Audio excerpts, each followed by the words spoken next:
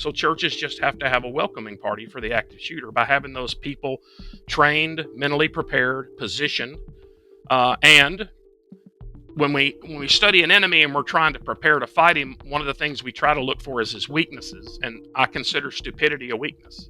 And about half of church shooters start their shooting outside the church in the parking lot. I consider that a stupid thing to do because you can't really get a high victim count, a high shoot rate outside in the parking lot, and you're very easy to be engaged out in the parking lot. So I tell churches, if you're serious about this, you have to have people, not just cameras. You need people in the parking lot. If he's dumb enough to give himself away out there, which about so far half of them have been, then to stop him out there. If we can identify and stop him in the parking lot, our chances of a low victim count are extremely high, which is what we want. If we let him get in the building, we can certainly still stop him, like Jack Wilson did or Gina Som did. But it just becomes more difficult, more complex, and more dangerous to other people. But we can still do it, and we still have to do it. So we just have to have a trained, mentally prepared welcoming party. That's something we've seen in our deadly force incident study that the FBSN does, where so many of these events happen in the parking lot. And so I think that's an area of church security that just goes overlooked. We think about what happens in the building, but they have to start in the parking lot to get into the building. So Definitely a good idea there to keep our eyes on the parking lot as well. So what type of trainings do you offer to train up teams in this type of response? So if I'm going to come do presentations for a church, I have a standard presentation. The standard one is 2 to 3 hours long. I can do a summary version of 1 hour where I just go over the active shooter threat to let everybody better understand it. We look at the time and math problem, and we look at churches, the fact that they often start in the parking lot, so that is a great way to stop them quickly. The fact that so far an active shooter at a church has not been a member or a regular attender. And that having armed staff members or armed church members there as a welcoming party has worked 100% of the time. It's worked every time it's been challenged. So we need to look at what has succeeded and try to mimic that. And then we look, depending on how much time, we look at certain church shootings to bring out those kind of lessons. And then we look at response options, which we've just talked about, the church response options, which one is wait for the cops, 2 is have a cop on the property but still wait on the cops, and 3 is we're gonna counterattack like rabid wasp.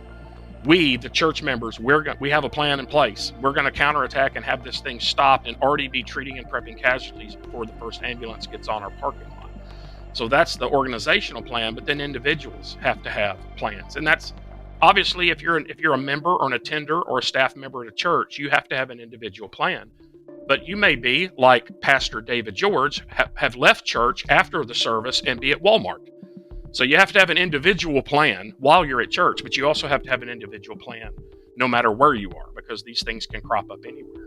And it's 3 very simple options: fight, flee, or barricade. And fight is the one everybody should consider first. Not everybody do first. Everyone's not capable.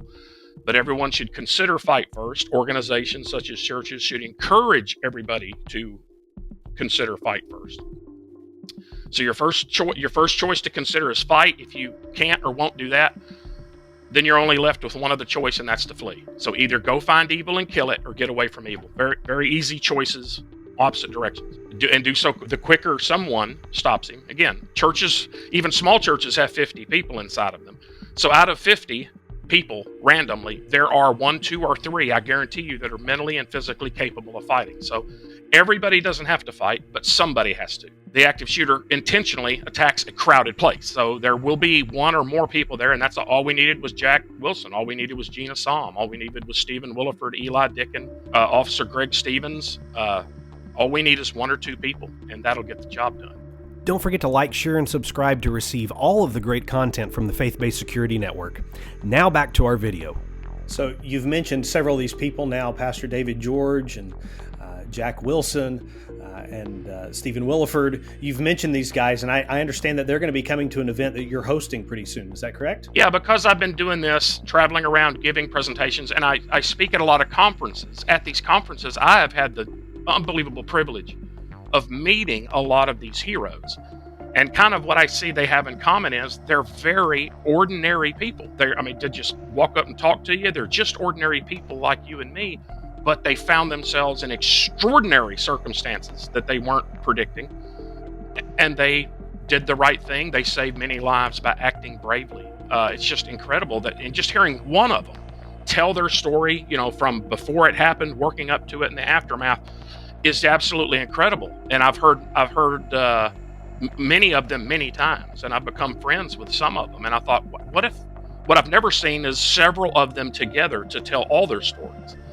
And so the first four I asked agreed, and so I'm going to host it in my hometown here, a little city in Arkansas called Whitehall, our community center. I wanted a small venue. That's going to be August 23rd, which is a Saturday, here in Whitehall. We're about 30 minutes south of Little Rock.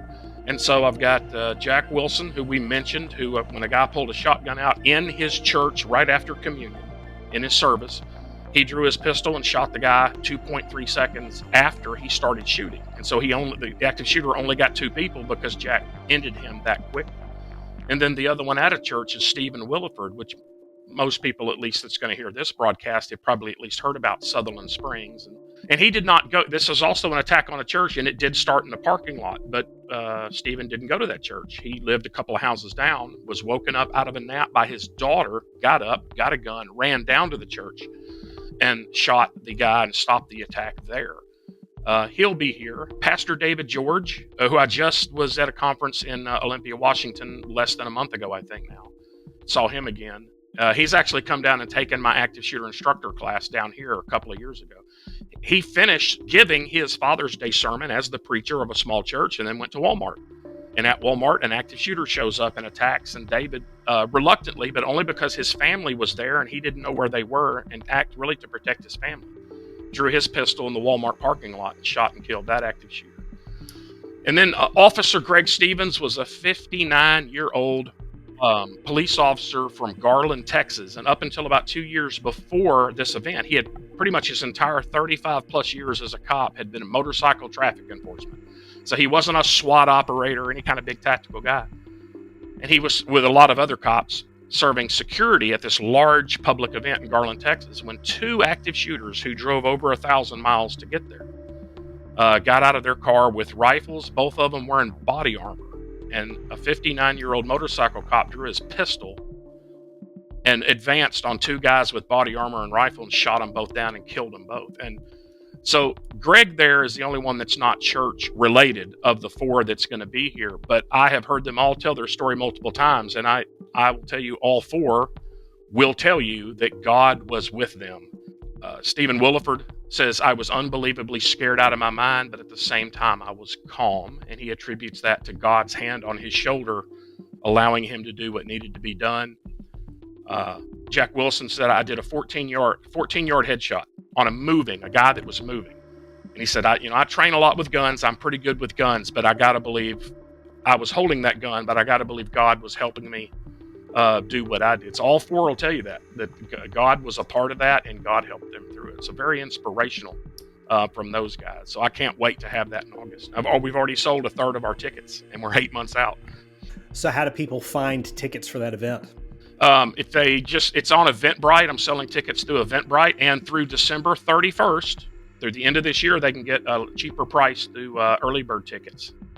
Go on, just search Eventbrite Heroes Conference in Whitehall, Arkansas, and I'm sure you'll find it. If not, email me or call me or text me, and I'll get you that. But just Google Eventbrite Heroes Conference Whitehall, and I'm sure it'll come up.